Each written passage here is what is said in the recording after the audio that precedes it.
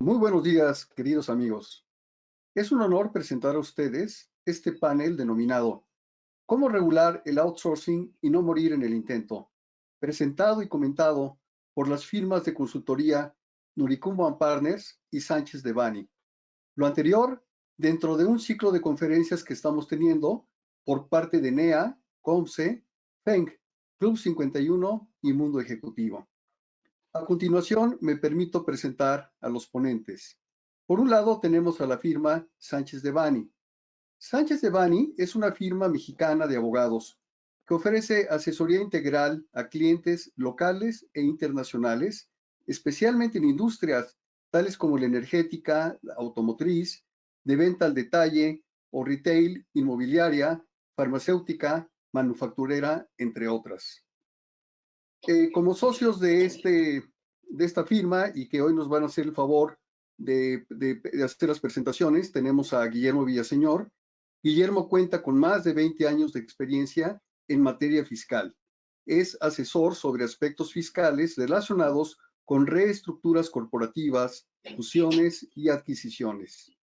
Y tenemos a Alfredo Kuffer Domínguez. Alfredo cuenta con más de 25 años de experiencia en asuntos laborales de alta complejidad. Codirige el área de práctica laboral, seguridad social y migratorio de Sánchez de Bani. Por parte de Nuricumbo Partners tenemos precisamente a su socio director, Armando Nuricumbo. Armando es contador público, egresado con mención honorífica por la UNAM. Cuenta con más de 25 años de experiencia en temas contables, fiscales y financieros. Actualmente es socio director de Nuricumbo Partners, una firma enfocada en apoyar a la alta dirección en proyectos especiales y confidenciales. Y no sé si gustes, Armando, ampliar un poquito este comentario. Sí, sí, muchas gracias, Oscar. Pues nada más decir, darle una bienvenida a nuestros colegas de Sánchez de Bani. Es el primer evento que hacemos de forma conjunta, es un gran honor. Y como decías, Oscar, también a pues, esta red que hemos ido conformando con Negocios entre Amigos, Club 51, el Consejo Mexicano de Comercio Exterior y con el Grupo Mundo Ejecutivo, ¿no? Entonces es un gran placer estar aquí con todos ustedes y bueno, pues como firmas de consultoría trataremos de transmitir algo del análisis que estamos haciendo sobre este tema tan relevante que es el outsourcing.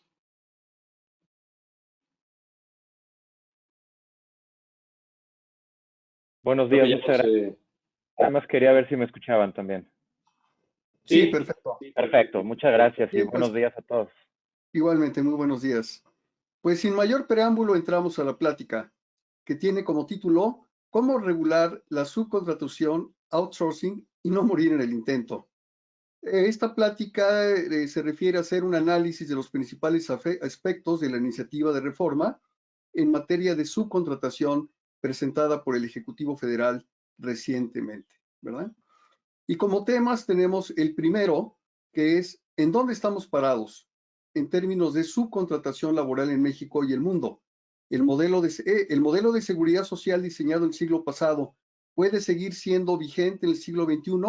Esta parte, por favor, a cargo de Armando Nuricumbo. gracias. Pues sí, yo les quiero dar una breve introducción. Me voy a apoyar aquí de algunas láminas, si me lo permiten.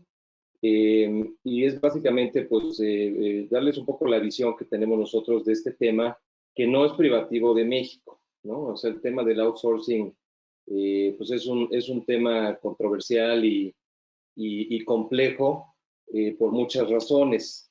Eh, para empezar, yo les diría, pues, qué es el outsourcing, ¿no? El outsourcing es un tema de especialización, es delegar actividades que no son tu actividad principal, ¿no? Como negocio, y que de alguna manera puedes hacerla de manera más eficiente, subcontratándolas con alguien más, ¿no? Eso puede ser con una empresa que esté en la esquina de tu casa o en otro estado de la República o en la India o en Filipinas o en China, ¿no? Realmente es un fenómeno global y realmente hay una razón de fondo de todo esto. O sea, hay mucha teoría administrativa, mucha literatura en cuanto a excelencia operativa, etcétera, que habla de la necesidad de tener esta especialización. ¿Por qué? Porque como empresas pues no podemos ser buenos en todo, ¿no? Normalmente sí hay necesidad de especializarse de alguna manera. Y eso no es nada más un fenómeno reciente, o sea, es un tema genuino de administración. No distraer a la organización y a sus recursos con procesos en los que a lo mejor no tienes el expertise, no tienes la escala, y que los puedes hacer de forma más eficiente subcontratándolos, ¿no? Y de esa forma enfocarte en tu negocio clave y en satisfacer las necesidades de tus clientes. Entonces, esa sí hay una razón, digamos, de fondo administrativa, de eficiencia. Y bueno, hay países que se han especializado en este tema, ¿no? En el outsourcing, que ya, si nos vamos a un tema más especializado, pues hay toda una industria que se llama, una de ellas es BPO, ¿no? Business Process Outsourcing. La India, por ejemplo, se ha posicionado pues, como un país especialista en outsourcing, en temas desde contables hasta de desarrollo de tecnología, automatización de procesos, todo lo que es transaccional, conciliaciones bancarias, ¿no? Hemos visto compañías en América Latina que sus conciliaciones bancarias las hacen en la India o en algún país de Asia, ¿no? Entonces, la India, China, Filipinas, Polonia, el mismo México se ha hecho un jugador importante en temas de outsourcing, ¿no? Todo nuestro modelo maquilador, pues está basado en ese principio, de poder hacer cosas más baratas, más eficientes en otro lugar, en lugar de tener que hacer todo en la misma empresa. Y bueno, al mismo tiempo, sí creo que hay un cambio de mentalidad en los trabajadores a nivel global, ¿no? O sea, la seguridad laboral, que antes pues, era un baluarte muy importante de todo el tema laboral, la realidad es que esa seguridad laboral cada vez es más una ilusión que una realidad, ¿no? Y por ahí traemos una estadística. En Estados Unidos hoy, el trabajador promedio tiene durante toda su carrera profesional entre 5 y 10 patrones, ¿no? O sea, van a cambiar de trabajo o ya están cambiando de trabajo 5 o 10 veces en su vida laboral. Y en el caso de las generaciones más jóvenes, ¿no? Por ejemplo, los millennials o la gente que tiene entre 25 y 35 años de edad, es muy común que estén cambiando de empleo cada 2 años, ¿no? Y esto no solamente es porque a lo mejor el mundo es más dinámico, las empresas pues cambian ya más frecuentemente, ¿no? Hay muchas fusiones, adquisiciones, quiebras, pero también en la mentalidad de los trabajadores, cada vez los trabajadores piden más flexibilidad, independencia, movilidad, ¿no? Incluso yo me atrevería a decir que son cada vez menos los trabajadores que decidirían quedarse con un solo patrón toda la vida, ¿no? Aunque pudieran. ¿Por qué? Porque pues parte del desarrollo profesional, ¿no? Especialmente hablando de trabajadores de la información o trabajadores profesionales o con cierto grado de especialización, pues una forma en la que pueden mejorar su carrera es buscando nuevas fuentes de empleo y cambiando de trabajo para mejorar, ¿no? Hoy, por ejemplo, en Estados Unidos, pues ya existe este concepto que se llama fuerza de trabajo contingente, ¿no? Que es realmente trabajadores en outsourcing, ¿no? Que en diferentes modalidades de outsourcing, que pueden ser desde freelancers o contratistas independientes, puede ser gente que ya tiene como una propia empresa pequeña para hacer algunos trabajos, o gente que está trabajando de tiempo parcial. Lo interesante es que esa fuerza de trabajo contingente hoy ya es 40% de la fuerza laboral total en Estados Unidos, ¿no? Es decir, son trabajadores que típicamente laboran en una empresa por proyecto, están en la empresa durante un periodo definido de tiempo para resolver un problema específico y no necesariamente se van a quedar o tienen la intención de quedarse con ese patrón toda la vida, ¿no? Con esa empresa. Entonces, creo que el problema es que eso pone en contradicho pues todo el modelo, digamos, de seguridad social, ¿no? Que era pues, una herencia muy fuerte de las luchas laborales del siglo XX, ¿no? Es una contradicción total contra ese modelo que nos costó mucho trabajo inventar en el siglo XX, esquemas basados quizás en una realidad que ahorita ya está cambiando fuertemente. Las compañías, como les decía, pues eran más estables en esa época, el mundo no cambiaba tan rápido, sí podían haber instituciones que te garantizaran salud y pensiones al momento de retirarte. Y yo creo que una pregunta clave para este panel será ver si esos modelos de seguridad social continuarán siendo viables en el siglo XXI, ¿no? Nadie tiene esa respuesta, o sea, incluso gobiernos a nivel mundial no tienen esa respuesta todavía.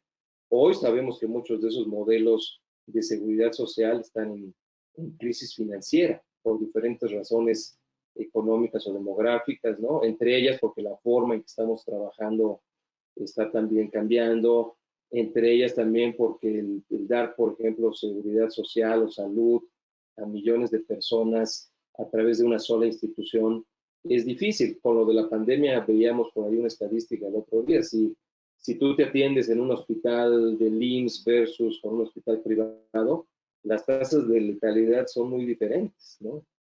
Entonces, los sistemas de seguridad social que inventamos en el siglo XX nos están fallando, no nada más en México, sino a nivel global. Y digo, ya para terminar, también lo que estamos viendo ahora es que las empresas que están teniendo éxito en el siglo XXI son empresas innovadoras y disruptivas que se caracterizan por enfocarse en la economía de la colaboración y que su modelo de negocio es principalmente conectar a la oferta y a la demanda de forma ultra eficiente, ¿no? Pero que ellas mismas tienen pocos activos o pocos recursos propios. Y como ejemplo, pues bueno, Amazon no es dueño de los productos que vende, Uber no es dueño de los automóviles ni de los choferes, Airbnb no es dueño de los inmuebles ni de las personas que los atienden, Apple diseña sus productos en California, pero hace toda la fabricación en Asia. Entonces, ¿en dónde quedan los empleados y los derechos laborales en un mundo que cambia tan rápido y donde el tener los recursos propios dentro de la empresa ya no se vuelve tan importante? Llámese activos o llámense empleados, ¿no? Y bueno, este es el último slide para cerrar. Yo creo que también hay que tener en mente todo este tema de la inteligencia artificial, que va a ser un factor que va a cambiar la forma en que vamos a trabajar en los próximos años. Yo les diría, es muy probable que en 10 o 15 años, en lugar de estar platicando sobre el outsourcing, pues vamos a estar platicando cómo las empresas ya están subcontratando trabajo, pero ya no a otro país o a otra empresa, sino que van a estar automatizando procesos a través de robots y algoritmos, robots y algoritmos que no requieren mucha seguridad social, no requieren de muchos beneficios, no se enferman de COVID. Entonces, eso va a causar una gran disrupción en los mercados laborales a nivel global.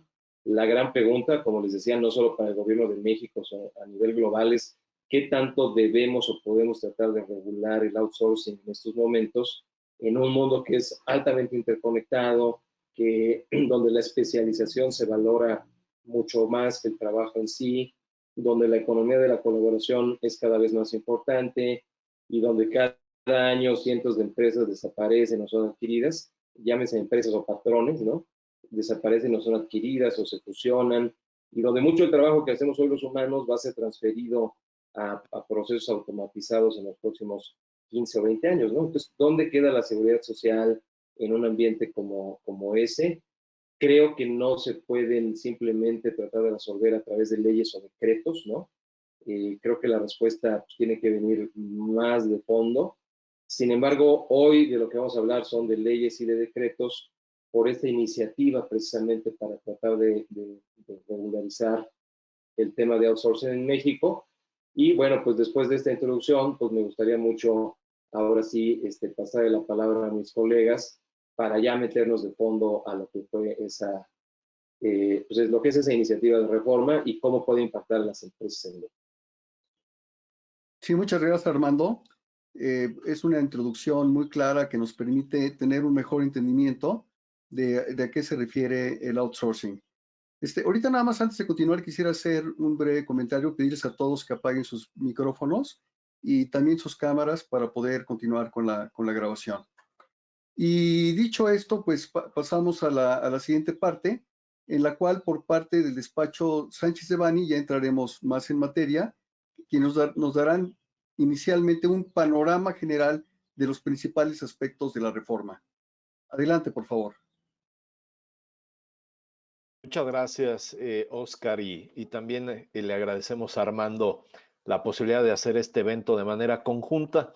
Y como decía Armando, bueno, pues quisiéramos aportar algunas ideas sobre la manera en cómo estamos viendo que estos posibles cambios a la legislación mexicana van a impactar a las empresas y también cómo estamos viendo algunas de las alternativas o estrategias para podernos adaptar a dichos cambios.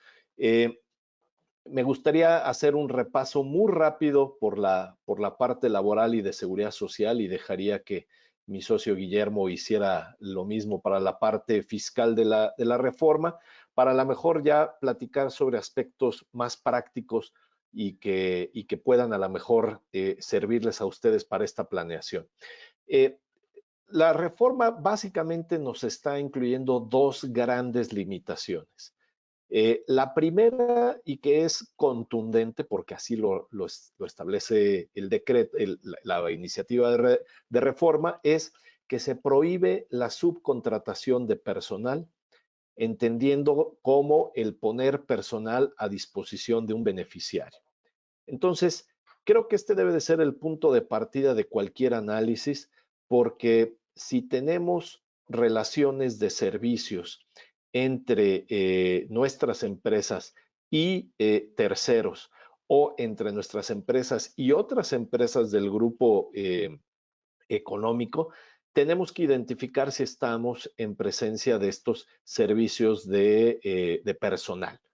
Si estamos ante estos servicios de subcontratación de personal, tenemos también que asimilar que esto se terminó. Y bueno, con esto necesitamos también empezar a planear cuáles son los cambios necesarios para dar por terminada esas estructuras, esos contratos y esos servicios, sobre todo por los efectos que ahorita va a platicar Guillermo. La segunda limitación es, dice la ley que si no es subcontratación de personal, entonces lo que sí puede ser permitido es la contratación de servicios especializados, siempre y cuando, y hay aquí algunos requisitos, siempre y cuando se acredite el carácter especializado de ese servicio. Otro es que esos servicios no formen parte del objeto social o de la actividad económica de quien se beneficia del servicio. Y tercero es que esta empresa o prestador de servicios especializados va a tener que obtener una autorización por parte de la Secretaría del Trabajo. Tenemos entendido que esta parte de la autorización va a cambiar por un registro, pero al menos la manera en cómo está en este momento la iniciativa habla de una autorización para que ese prestador precisamente esté facultado o autorizado para prestar esos servicios especializados.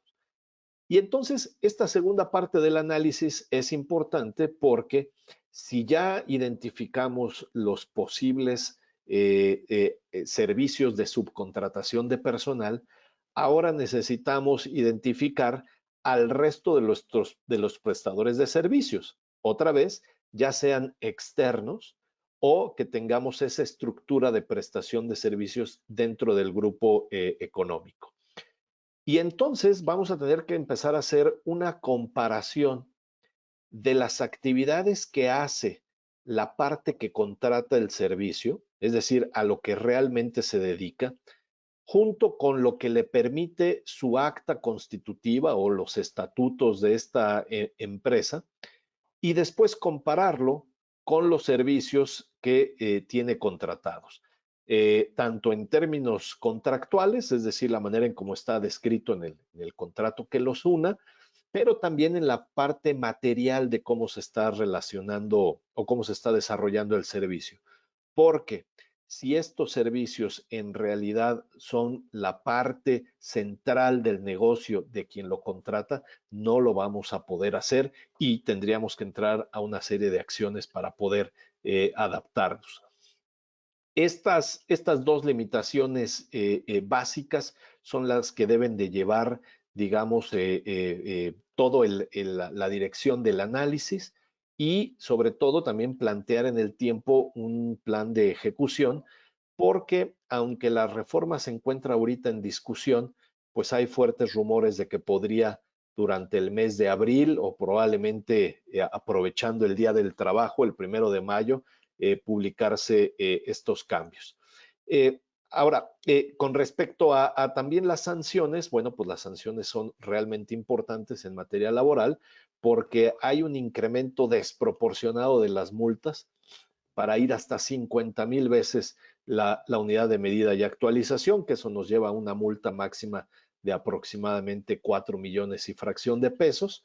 Y además, pues tenemos un artículo en la Ley Federal del Trabajo muy peligroso que señala que las multas podrían llegar a imponerse por el número de trabajadores afectados. Entonces, aunque esto no ha sido la práctica o la tendencia que ha tenido la Secretaría del Trabajo durante las inspecciones que realiza las empresas, pues ahí está el artículo. Entonces lo convierte en un artículo, como decía yo, peligroso.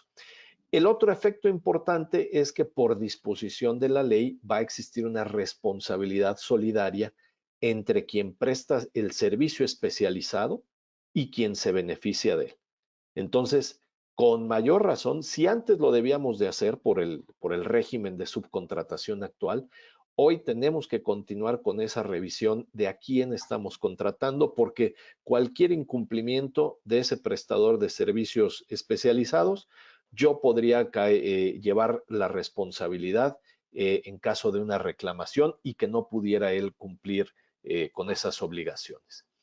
Y en materia de seguridad social, bueno, pues lo único que hace es alinear esta parte de la eliminación de la subcontratación de personal, confirma la responsabilidad solidaria entre quien va a recibir el servicio especializado y quien lo va a prestar, y además también confirma lo que en forma similar existe actualmente, que es el reporte de información en este caso en la relación de prestación de servicios especializados para comprobar el cumplimiento de obligaciones laborales, de seguridad social y fiscales. También hay multas en materia de seguridad social, no son tan importantes como las multas en materia laboral, pero también vamos a tener esas multas en caso de incumplimiento a cualquiera de estas dos limitaciones que establece el decreto que ahorita se está discutiendo en la Cámara de Diputados. Guillermo, no sé si tú quisieras platicar el tema de los efectos fiscales. Sí, por supuesto. Muchas gracias, Alfredo. Pues en concordancia con la iniciativa en materia de legislación laboral y seguridad social, se pretende reformar Código Fiscal de la Federación, la Ley del Impuesto sobre la Renta y la Ley del Impuesto al Valor Agregado. Y me parece que aquí los efectos o llamarlos sanciones pues realmente son inmediatos, ¿no? Realmente no, esta propuesta de modificación a la legislación fiscal no va a requerir mucha actuación, mucha actividad por parte de las autoridades fiscales. ¿Y a qué me refiero? Lo que dice la iniciativa es que cualquier pago que se haga por un servicio de subcontratación, entendiéndolo en términos llanos, el outsourcing que tenemos con empresas fuera del grupo o el pago por servicios de personal en un concepto de insourcing dentro de un grupo, simple y sencillamente no van a ser un gasto deducible y el IVA correspondiente no va a ser un impuesto acreditable. ¿Esto qué quiere decir? Pues básicamente el 30% del costo que normalmente tomábamos como gasto deducible se va a perder y el IVA que nos cobren va a ser un IVA no acreditable, que es un 16% sobre el costo total del servicio. Es un efecto sumamente importante, sumamente grave, y a lo que me refiero con que no requiere demasiada actividad por parte del SAT, me refiero pues simplemente esa información está contenida en los FDIs de servicios, en los FDIs de nómina que expide la empresa subcontratada, y en términos de contabilidad electrónica y el envío de información al SAT mes con mes, pues es algo que de manera prácticamente automática las autoridades fiscales se van a dar cuenta que existe este pago de servicios y este tipo de operaciones y vamos a tener yo creo que de inmediato cartas de invitación o algún inicio de facultades ya formales que nos van a exigir el terminar con este tipo de operaciones. No obstante, la subcontratación prácticamente queda prohibida por disposición expresa de ley, Lo que nos dice también el Código Fiscal es que vamos a ser responsables solidarios con respecto de los patrones en esquemas de subcontratación. ¿Y eso qué quiere decir?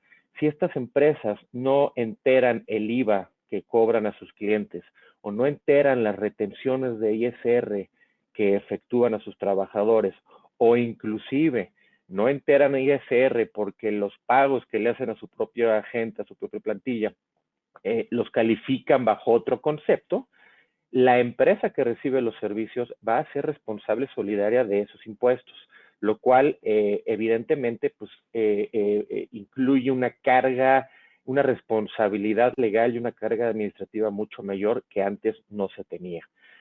Por lo que respecta a servicios especializados, la ley fiscal va a incluir una definición prácticamente similar a la ley laboral, y lo que nos dice es que siempre y cuando se trate de servicios especializados, que esos servicios no sean parte del objeto social de la empresa que lo recibe y no se refieran a la actividad económica de la empresa que lo recibe, vamos a poder hacer deducible el gasto y acreditable el IVA. Para lo cual, igualmente nos van a pedir que la empresa prestadora tenga esa autorización o validación por parte de las autoridades laborales y además nos entregue una serie de información mes con mes relacionada con el cumplimiento con sus obligaciones fiscales, es decir, retenciones y enteros de ISR de pagos de nómina, el pago del IVA que nos cobra a nosotros o a sus otros clientes, y su situación fiscal que esté perfectamente al día con el cumplimiento de obligaciones formales con el SAT. Entonces, aquí lo que vemos es pues un movimiento mucho más serio de lo que habíamos venido visto años pasados. Hay una alineación de la legislación fiscal con la legislación laboral. Creo que por muchos años habíamos tenido una desconexión entre las dos legislaciones. El SAT, a través de la ley fiscal, mencionaba cuáles eran sus requisitos, cuáles eran sus conceptos.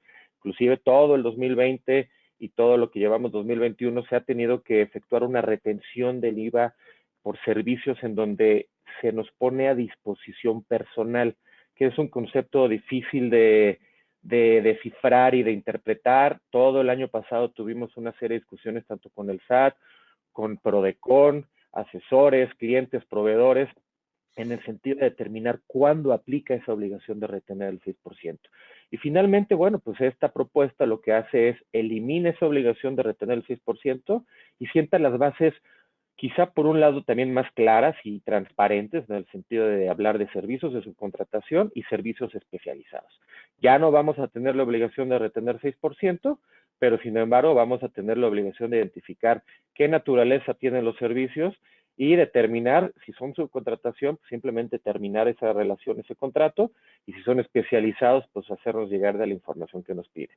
En materia penal, me parece que hay cambios también importantes. Por un lado, bueno, se criminaliza la subcontratación, como bien hemos escuchado mucho en los medios. La subcontratación está prohibida, no se puede lograr, y hay algunas situaciones que nos pueden llevar a considerarlo como un delito fiscal. El tema, me parece importante, es determinar los efectos, los alcances de los contratos de especializados.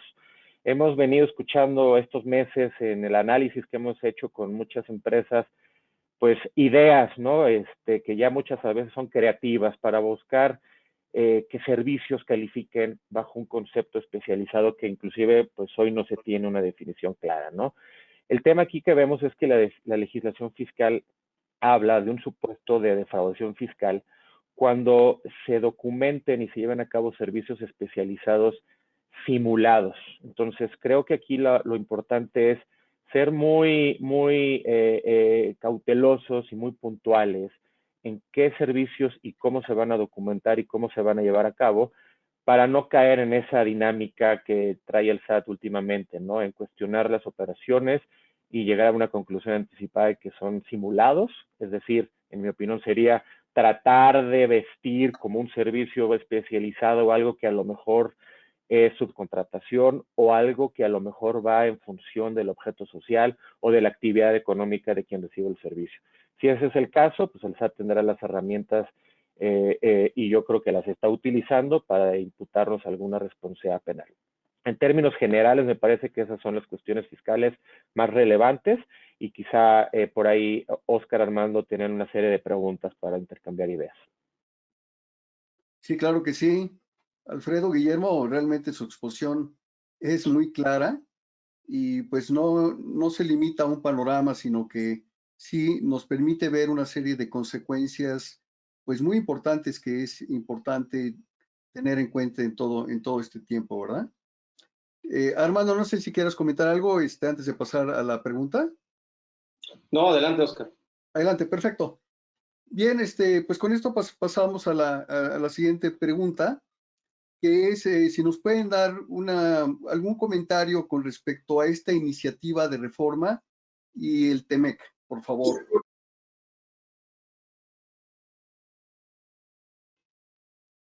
Claro, Sí, Alfredo, adelante. gracias, con mucho gusto. Bueno, pues este ha sido un tema recurrente porque, como a lo mejor podrán entender todos los que nos acompañan hoy, el sector privado ha tratado de construir una defensa muy sólida ante una reforma que, como explicaba Armando, pues es totalmente contraria hacia donde van los rumbos de los negocios, los estándares internacionales, la competitividad y la productividad de las empresas. Entonces, bueno, pues ha habido una serie de planteamientos de en dónde podemos encontrar algunas vías de defensa. Hay quienes han planteado el tema del amparo. Nosotros honestamente no creemos que este sea un tema en donde el amparo vaya a ser ni útil ni práctico. Nosotros creemos que lógicamente hay que prepararnos mejor para el cumplimiento.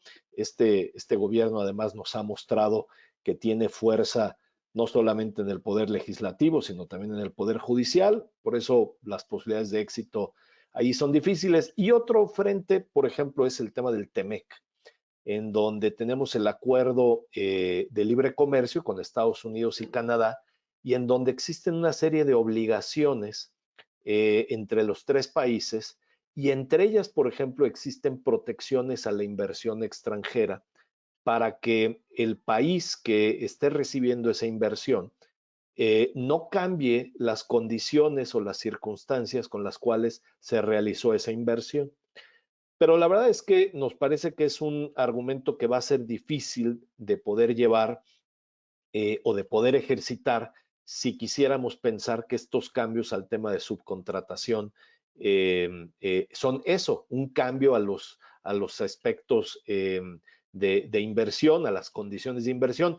Muy diferente, por ejemplo, a lo que está ahorita sucediendo con la ley de la industria eléctrica, que no me voy a meter ahí, pero aquí el trasfondo del tema de la subcontratación es que sí verdaderamente ha habido un abuso de la figura y sí verdaderamente hay innumerables ejemplos en donde se ha dado la vuelta a la ley para no cumplir con obligaciones laborales, obligaciones de seguridad social, obligaciones fiscales.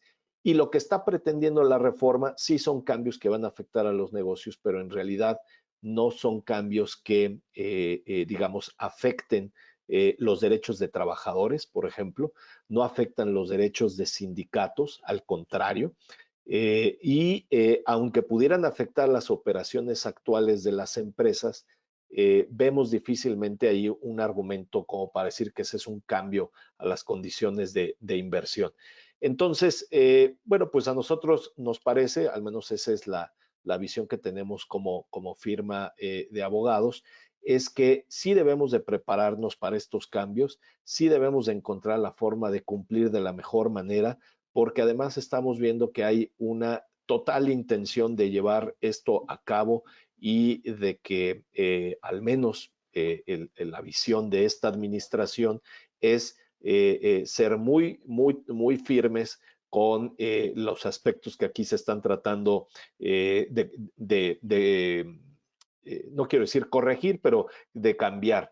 Y aunque sabemos que van a haber pequeños ajustes en la iniciativa, estamos convencidos que estos aspectos a los que yo me refería previamente de las limitaciones que va a traer la posible reforma, definitivamente van a mantenerse y definitivamente tenemos que adaptarnos a esos cambios, ¿no?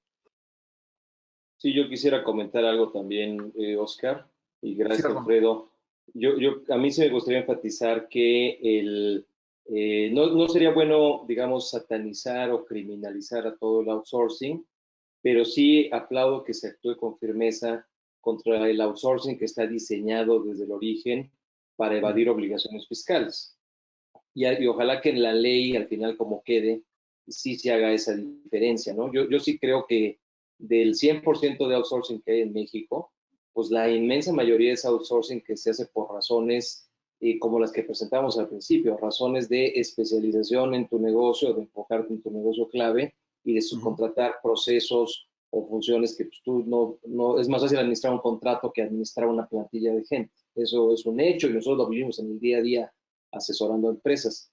Sin embargo, como dice Alfredo, yo creo que en algún momento sí parte del mercado pues vio una oportunidad de disfrazar de outsourcing a lo que era realmente evasión fiscal y ojalá que eso desaparezca y se combata, porque también yo creo que el problema que hay en México de equidad, distribución de la riqueza, etcétera, empieza principalmente por el tema de los bajos salarios.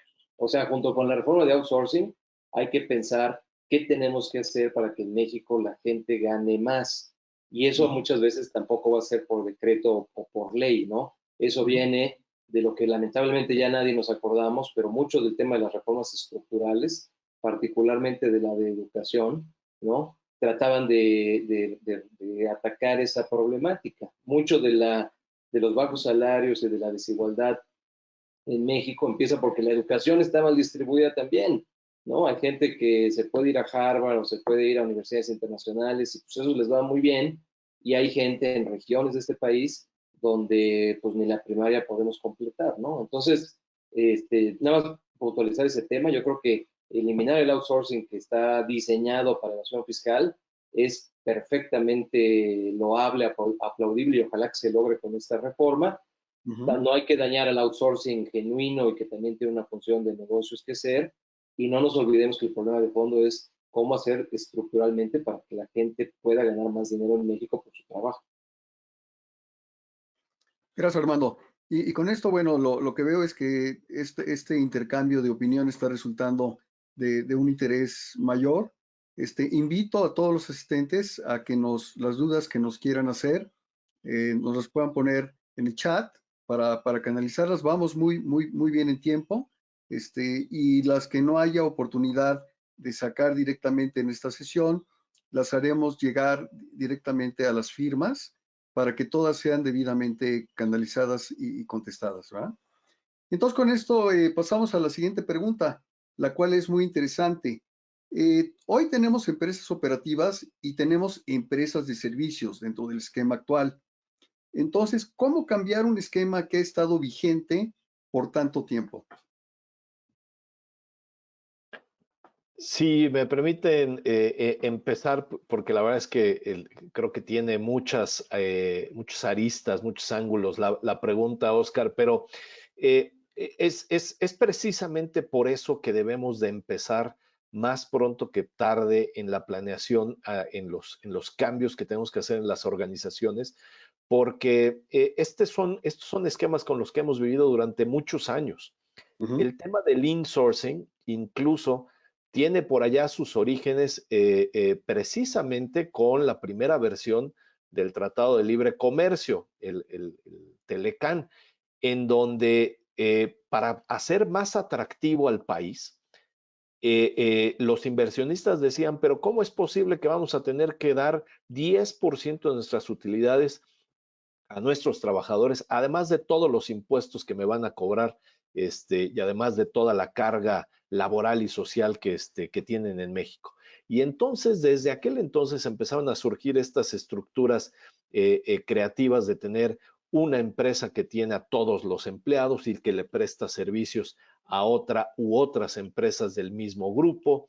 Y con esto, la tercerización de personal precisamente para poder tener un mejor manejo o administración del reparto de utilidades. Entonces, bueno, eso eso, digamos que es una de las cosas que sabemos que es el trago más amargo de todo esto, pero así hay que entenderlo. Eso ya no lo vamos a poder hacer. Hoy lo que nos requiere la iniciativa de reforma es que cada empresa tenga personal contratado directamente para realizar su objeto social. Y nosotros estamos considerando que por la intención de esta iniciativa y por la agresividad de las autoridades, no vamos a poder tener un argumento sólido si en una empresa, por ejemplo, que es una comercializadora y además es una importadora y a lo mejor también otorga créditos, etcétera, y que tenga un director general. Es decir, no vamos nosotros a poder convencer a la autoridad que si la intención es que cada empresa desarrolle su actividad directamente, la realice una sola persona y una empresa a lo mejor generando millones de pesos de ingresos. Entonces, hay que ser cuidadosos porque hay que cuidar muchos ángulos. Hay que cuidar el ángulo, desde luego, laboral, el ángulo fiscal, pero incluso el ángulo de negocios y de operación, porque, como decía yo antes, tenemos que hacer un análisis de los objetos sociales y de la actividad que realmente estamos desarrollando para poder ver qué personal necesito para hacer eso que hago yo como negocio y por el cual facturo y recibo ingresos, y qué otras actividades válidamente puedo decir que no es mi actividad principal y que por eso las puedo contratar con un tercero. Y todo tiene que tener una muy buena alineación porque pues vamos a estar sujetos a la auditoría, la inspección, la vigilancia de autoridades laborales, fiscales y de seguridad social, que ya hemos visto en ejemplos anteriores que hay cruce de información muy importante entre todas ellas. Sí, quizás déjame, no sé si Guillermo, tú quieras apuntar algo, y si no, pasar un Sí, comentario ahorita después de ti. Adelante. sí, por supuesto, muchas gracias. Mira, yo nada más quería hacer un par de precisiones, ¿no? Y tú lo comentabas, Armando, a ver, la subcontratación no debería ser ilegal, no debería estar prohibida.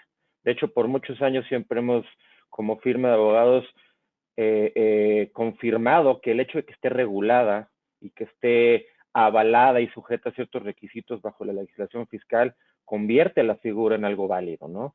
Hay varios temas que ya apuntaron, ¿no? ¿Qué pasa? En México hay una repartición de utilidades a los trabajadores del 10%. Eso no existe en casi ningún país del mundo. Entonces, ¿qué se hizo en un principio? Como bien apunta Alfredo, bueno, diseñar estructuras.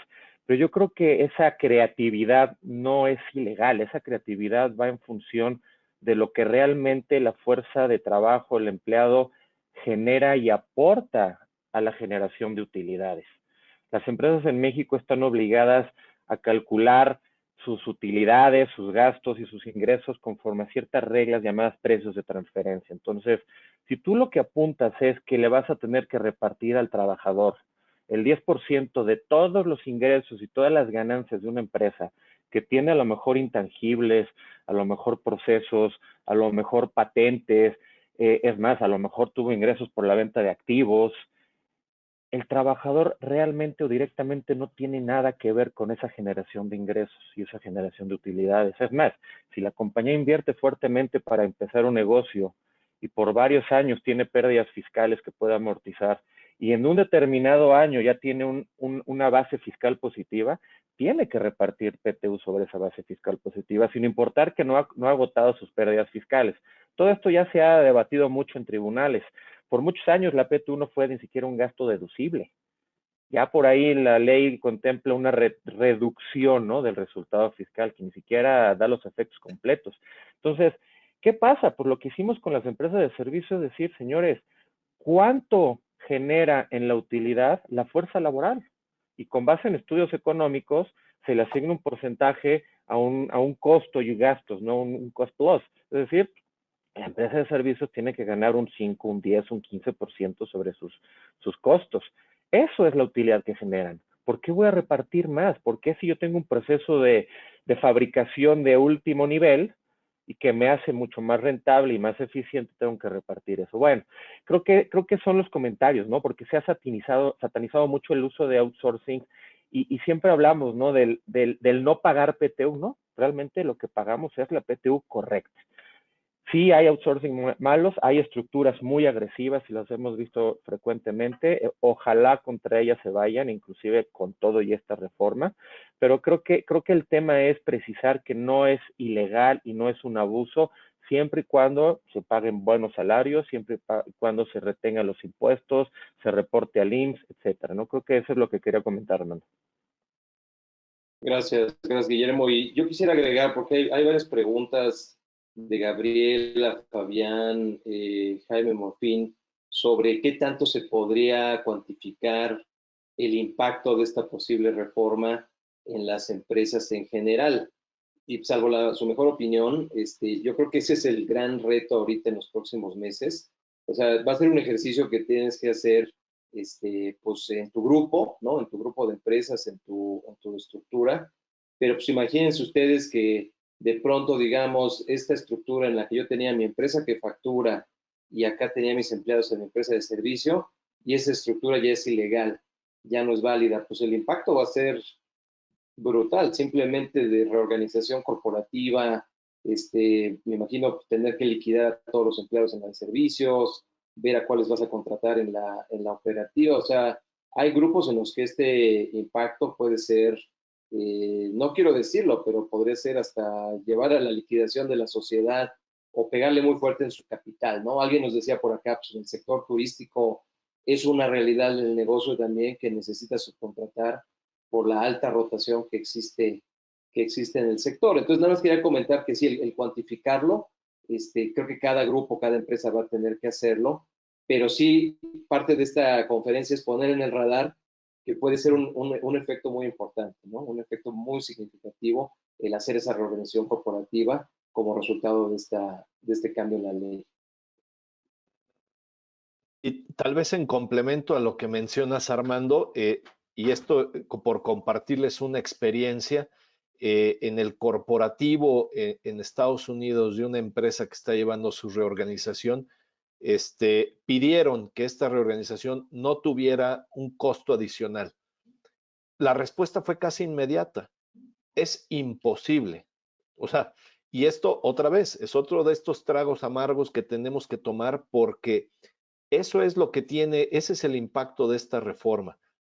Vamos a tener más costos o menor competitividad, eso es un hecho. En los casos de insourcing tenemos, simplemente podremos tomar el 10%, por ejemplo, de nuestra utilidad del ejercicio fiscal anterior, solamente para empezar.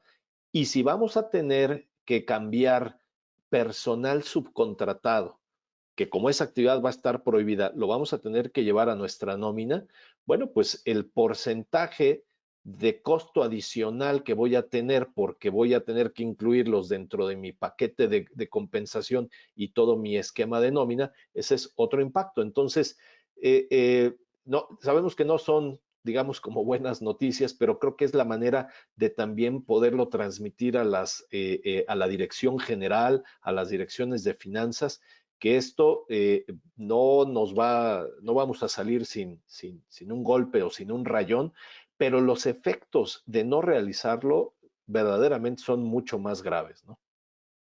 Sí, y no somos economistas, pero fíjate, una pregunta interesante, si esto, ¿qué impacto podría tener en la inflación?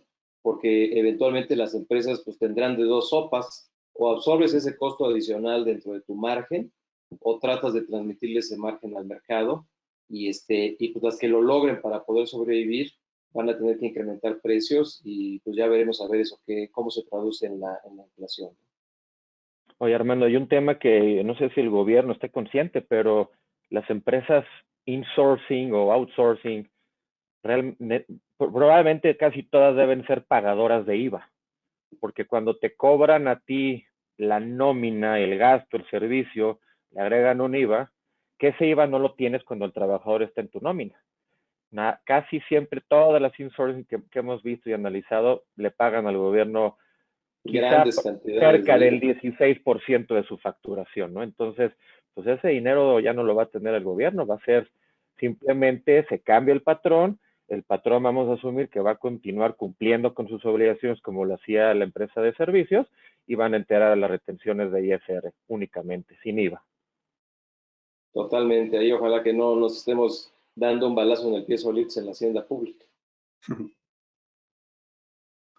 Pues muy Oscar, interesantes. adelante. Sí, gracias, Armando. De veras que qué interesantes comentarios. Y siguiendo con el programa, tenemos una pregunta que nos hemos hecho, que es el debate que existe actualmente con respecto al PTU, que de alguna forma se ha mencionado, pero si quieren puntualizarlo nada más, y otros posibles efectos fiscales de la reforma. Sí, claro.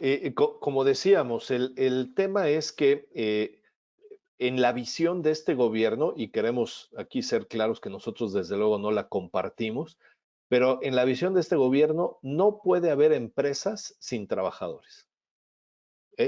Eso es la visión que tienen. Entonces, empresas que, por ejemplo, estaban o están dedicadas, por decir algo, a ser una empresa inmobiliaria. Yo tengo inmuebles y me dedico a rentarlos. eh, eh, y que normalmente la tendría yo sin empleados porque puedo tener otra empresa de servicios que me ayuda a la administración, a la comercialización de esos metros cuadrados para renta o incluso para venta, etcétera. Ahora me requiere que esa empresa inmobiliaria realice la actividad que tenga con personal propio. Entonces, lo que genere como ingreso esa sociedad va a necesitar considerar el 10% para repartirse entre los trabajadores.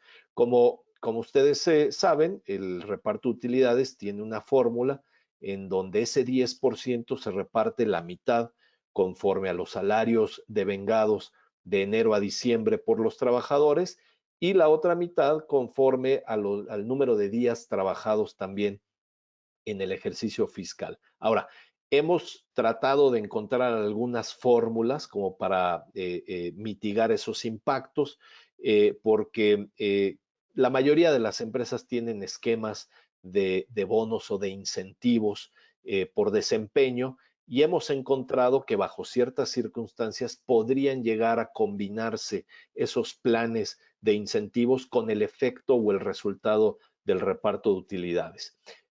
Otra de los posibles esquemas que al menos en algunas empresas podría funcionar es los anticipos de pago de utilidades a través del año que pueden dar cash flow a los empleados y con eso hacer también una combinación con el nivel salarial.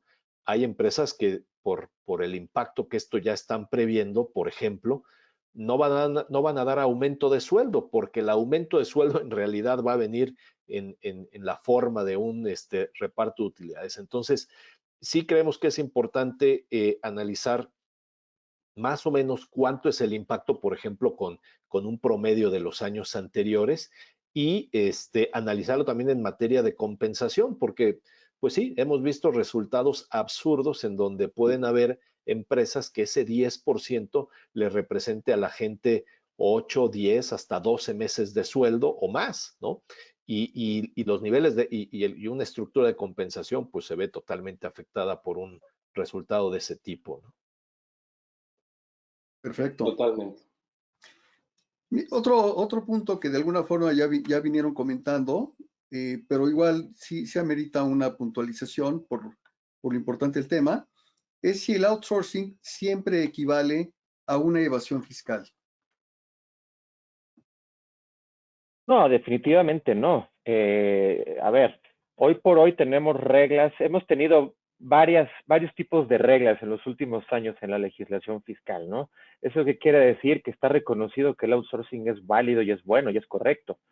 El problema es que han existido muchas estructuras que precisamente buscan darle la vuelta a las reglas y bajo ciertas figuras, bajo ciertas estructuras jurídicas, pues le cambian, ¿no?, el nombre de sueldo a la compensación que reciben las personas.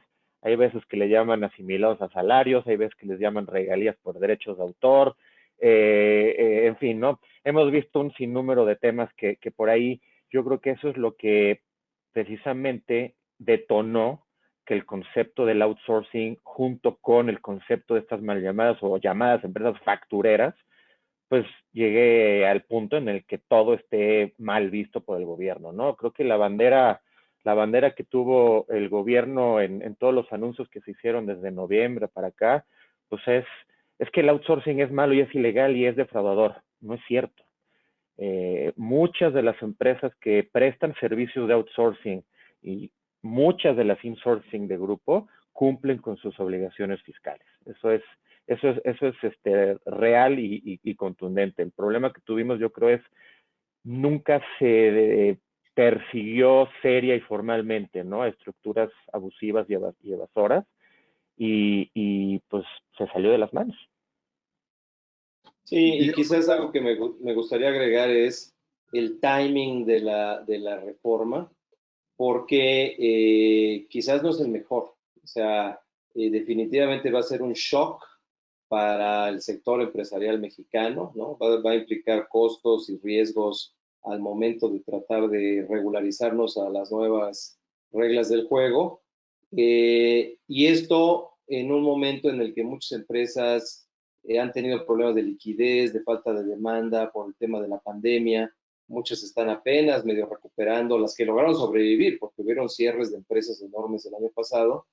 Las que se están sobreviviendo, va a venir este shock justo en el momento en que quizás era un punto de quiebre para poder ver hacia adelante y sobrevivir. Entonces, no sé si el contexto de un México en el que venimos de una tasa de caída del PIB de más de 8% con el shock de la pandemia, los temas de salud y demás, sea el momento idóneo para meterle otro shock al sistema con esta reforma que le pega a mucho de la estructura sobre la que descansan muchas empresas hoy.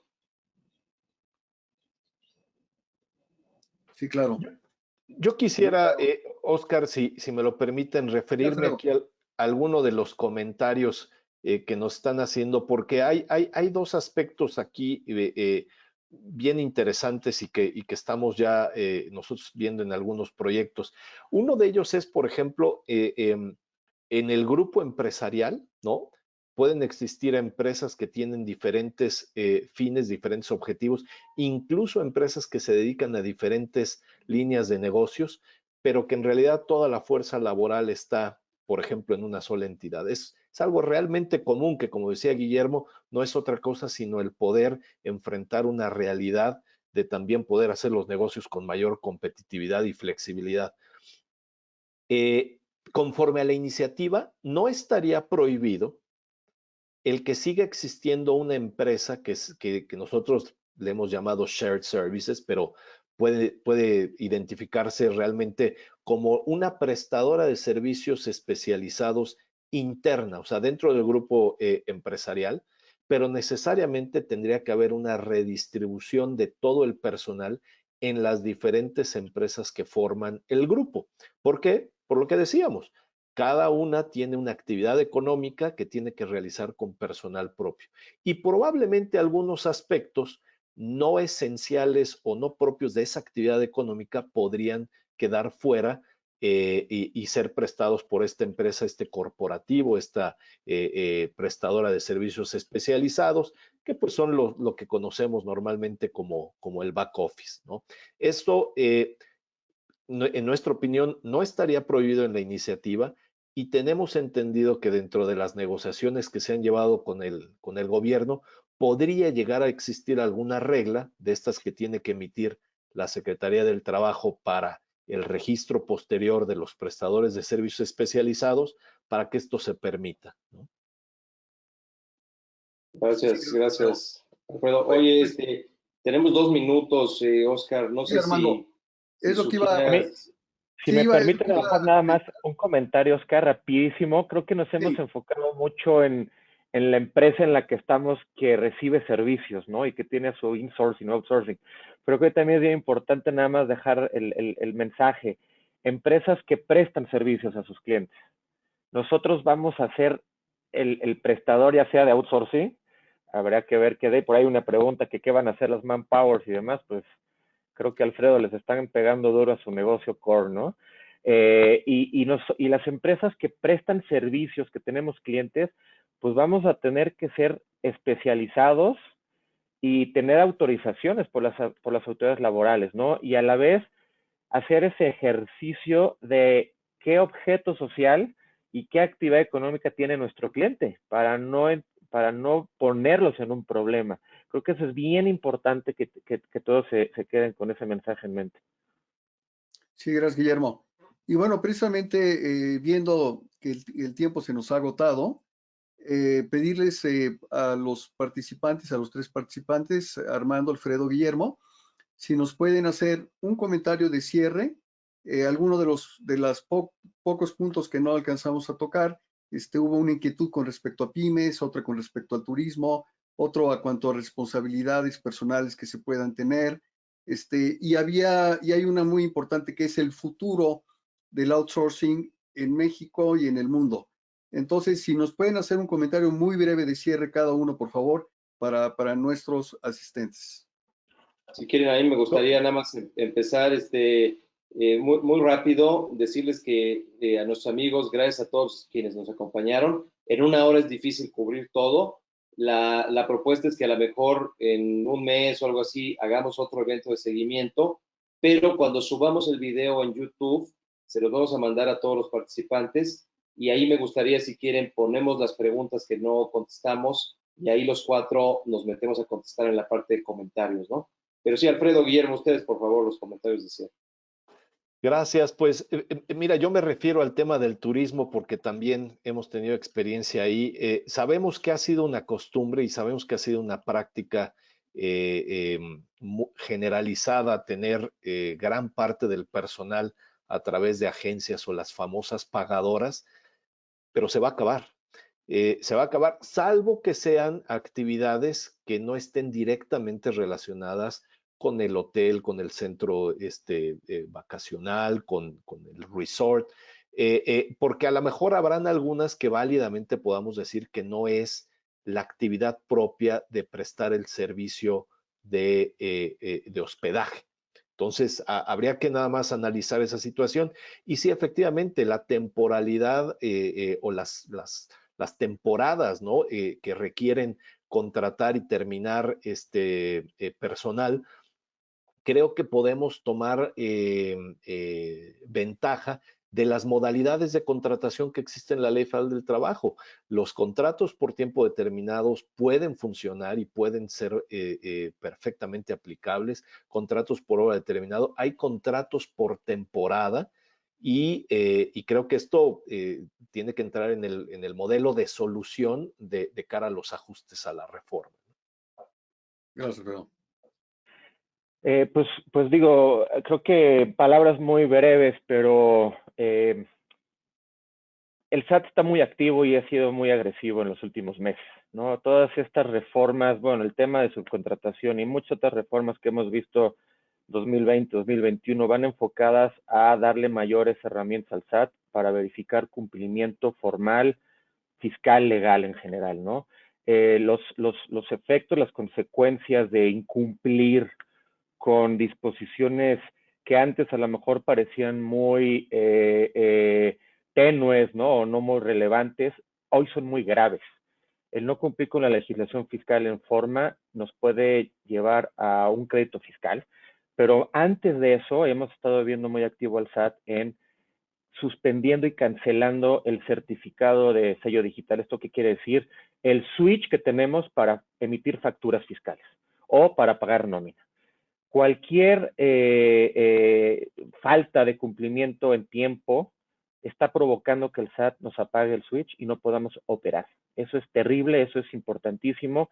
Ya no es necesario llegar al finalizar una auditoría fiscal y que nos determine un crédito fiscal y tomar la decisión si lo pagamos o lo impugnamos. El SAT ya se dio cuenta que con esa herramienta pues simplemente las empresas no pueden operar, lo cual me parece increíble y totalmente injusto, ¿no? Pero creo que el mensaje es, tratemos en la medida de lo posible de tener un cumplimiento muy atinado, muy conservador y dediquémonos a hacer negocios. Gracias, Guillermo. Armando. No, pues básicamente agradecer a todos su participación el día de hoy.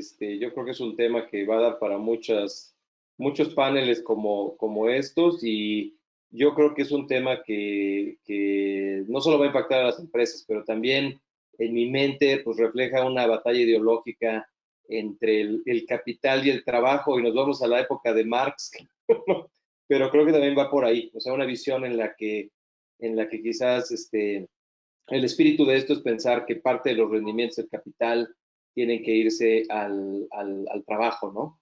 Y bueno, es un debate filosófico ahí interesante. Muchísimas gracias, Oscar, gracias a Guillermo, gracias a Alfredo y a toda la gente que nos hizo el favor de acompañarnos. Nos da muchísimo gusto. Muchas gracias a todos, un gusto. Pues igualmente, de mi parte, un gusto haber sido parte de esta presentación por parte de NEA, FENG, Club 51 y Mundo Ejecutivo. Muchas gracias y muy buen día. Buen día, hasta luego.